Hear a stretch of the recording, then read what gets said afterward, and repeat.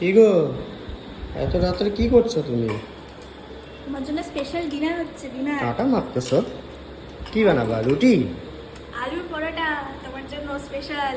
বাহ, আলুর পরোটা আমার ফেভারিট তো। তাহলে তো আজকে ডিনারটা হেভি হবে, মজা এসে যাবে। হে এভরিওয়ান, আমি সিমি চলে এসেছি তোমাদের সাথে আরও একটি ভিডিও শেয়ার করতে। তো এখানে দেখতেই পাচ্ছ শাশুড়ি মা কিন্তু আলু ছুলতে ব্যস্ত হয়ে গেছে, ছেলের জন্য আলু পরোটা বানাবে বলে। আর এখানে আমি আটা মাখতে ব্যস্ত হয়ে গেছি। ভাবলাম আজকের জন্য বড় একটু ভালো করে রান্না করা যাক। তো আলু টালু মেখার পরে শ্বশুরমা এখানে রেডি করছিল, যেহেতু প্লেন খেতে ভালোবাসে সেজন্য শুধুমাত্র নুন আর লঙ্কা দিয়ে আলুটাকে মাখা হচ্ছে।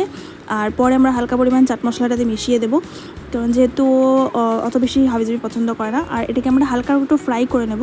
এতে কি হবে, এতে ফ্রাই করাতে আলু পরোটার টেস্টটা কিন্তু আরও বেশি বেড়ে যায়। আর এখানে হচ্ছে আমি চাটনি প্রিপারেশন নিচ্ছিলাম। চাটনির জন্য টমেটো লঙ্কাগুলোকে হালকা তেলে কিন্তু ফ্রাই করে নেবে। আর ধনে পাতাগুলোকে ধুয়ে আমি মিক্সিতে দিয়ে দিয়েছিলাম। আর এখানে হচ্ছে ফ্রাই করে নেওয়ার পরে চোকলাগুলো ছাড়িয়ে আমি মিক্সিতে দিয়ে দিয়েছি। আর হালকা নুন আর চিনি দিয়ে কিন্তু অবশ্যই পেস্টটা করবে, এতে কি হবে চাটনিটারও টেস্টটা বাড়বে। আর এখানে হচ্ছে শাশুড়ি মা লেগে পড়েছে মানে কুচি করার জন্য। এখানে দেখো রেডি করছে শাশুড়ি মা। আর যেহেতু আমি রুটি বানাতে পারি না অ্যাকচুয়ালি সত্যিতে, কারণ আমার রুটি হলে পরে হিন্দুস্তান পাকিস্তান হয়ে যায়, তাই এই দায়িত্বটা শাশুড়ি মা নিজের কাঁধেই নিয়ে নিয়েছে। বললো ছেড়ে দে তুই, তোকে করতে লাগবে না। আর এখানে আমাদের কিন্তু গরম গরম আলুর পরোটা বসে গেছে রেডি হওয়ার জন্য একদম।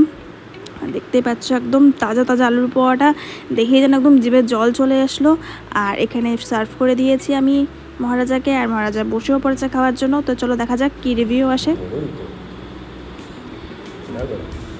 চাটনিটাই খেয়ে দেখি।